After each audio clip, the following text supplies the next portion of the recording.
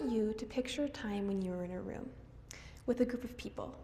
Maybe it was a meeting or you were working on a group project and an idea came to mind.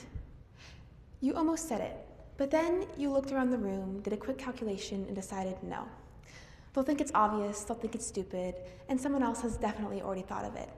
So you stayed silent. And maybe somebody else brought up the exact same idea 10 minutes later and everyone loved it. Or maybe no one said it at all. I want you to remember the specific moment, the specific room, the specific thought that you swallowed before it ever became words, because I think most of us have a memory like this. And I know that most of us have never truly stopped to consider what making this simple decision really costs. I know I didn't. I'm someone who grew up with severe learning disabilities that significantly altered my world. When I was younger, my ADHD and dyslexia made focusing on and learning about the things that were presented to me nearly impossible. I struggled to understand basic things like how to tell time and the days of the week. Academics were also especially difficult. I didn't take a grade level English class till my freshman year of high school, a grade level math class till 8th grade, and I couldn't read until I was about 12. I also started high school not being able to write or type fluently, and to this day, my spelling is still atrocious for a 17-year-old. However, as I got older, I started to catch up. I truly wish I could stand here and tell you exactly what it was that made the difference, but I genuinely don't know. What I can tell you, though, is that with accommodations and persistence, I started to excel in school. Now I've taken college classes and honors courses, but getting into those classrooms didn't change what I believed about myself when I was in them. What I didn't understand at the time was that my struggles had given me something. My perspective was different. I hadn't been exposed to the same cultural values and stereotypes that most people my age had been immersed in their whole lives because of my limited attention. So the conclusions I came to and opinions I had were often very different from my classmates because of the things I wasn't accommodating for the same way they were. And when you're sitting in a classroom, different and wrong often feel like the same thing. To me at the time, this was simply a sign of something I already knew to be true. I wasn't intelligent. I believed that my perspective was inferior simply because it was different. And although the way I interpreted things was objectively different, it was also more innocent, raw, and less judgmental. But to 12-year-old me, this was all the evidence I needed to decide that my ideas weren't worth sharing. So I never participated in class discussions or raised my hand. But that was a mistake. And now I understand I wasn't the only one making it. Humans are an incredible species. We have been to the moon, split the atom, and eradicated diseases that once killed millions. But none of that would have been possible if the people who had the perspective and insight to see things differently didn't also have the bravery to share it. In 1986, the Space Shuttle Challenger broke apart 73 seconds after launch, killing all 7 crew members on board and breaking the hearts of their families and friends, as well as a nation that had been awaiting the mission's success. What makes this tragedy truly so devastating is that the knowledge needed to prevent it existed.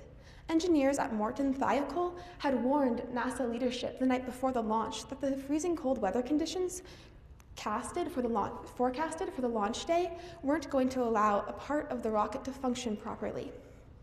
And they were right, but their perspective was dismissed. Under pressure to launch on schedule, leadership chose to dismiss the engineers and go ahead with the mission anyways. The problem in this situation wasn't a lack of perspective or insight. The right perspective was in the room. It simply wasn't accounted for. I can use this as an example here because in this situation with Challenger, the right perspective was shared. We had record of exactly what idea was dismissed and why. In fact, to some degree, we can almost consider Challenger a lucky version of the story because we can at least learn from our mistakes. But think of every catastrophe where the critical idea was never shared, where someone stayed silent because they believed their thought wasn't worth contributing. We will never fully know those stories. We can't name them. We can't even fully call them ideas or catastrophes that could have been avoided because we will never fully know that they could have been. But this is only one version of this story. The outcome is completely different when ideas are shared, when perspectives are contributed. For example, the MRI machine was never supposed to exist. 2 scientists were simply following their curiosity, researching magnetic fields, not trying to save lives. But they had the bravery to share their work, their insight, and their perspective. And when their discoveries reached people in an entirely different field with entirely different ways of seeing, someone thought to ask a question that neither scientist had previously considered. What if we could use this technology to see inside the human body? Together, they created something that none of them could have even imagined alone, the MRI machine. Since then, this incredible diagnostic tool has saved millions of lives. And it all started because someone was willing to say, "This is my perspective." This isn't a new idea either. In 1856, John Stuart Mill argued it philosophically, that access to differing viewpoints is crucial for truth and progress.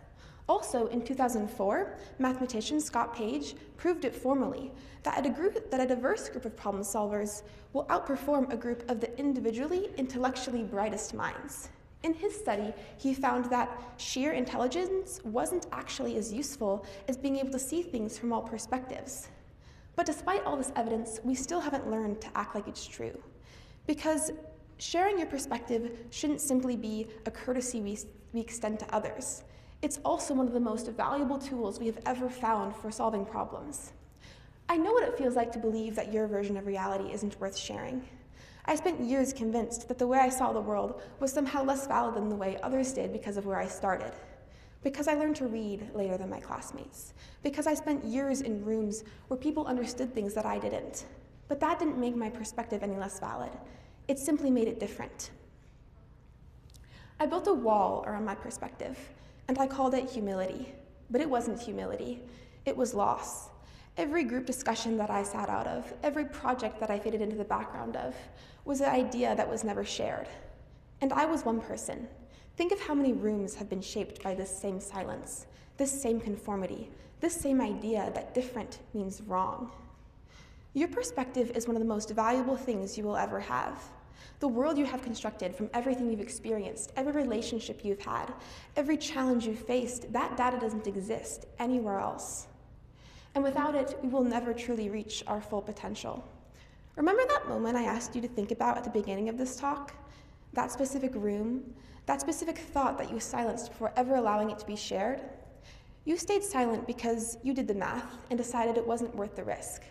But I want you to change those calculations, because every time you don't share your perspective, the room loses one of the most valuable things it ever could have had. Every time we dismiss a perspective, whether that be our own or someone else's, we lose a crucial piece of a picture that none of us truly have the capacity to see on our own. The world will not be shaped by the loudest voices. It will not be shaped by the most credentialed ones. It will be shaped by the widest range of minds willing to speak, including your own. So next time a thought crosses your mind and you start to make that familiar calculation, I want you to remember this. The world doesn't just need your perspective. It will never reach its full potential without it. Thank you.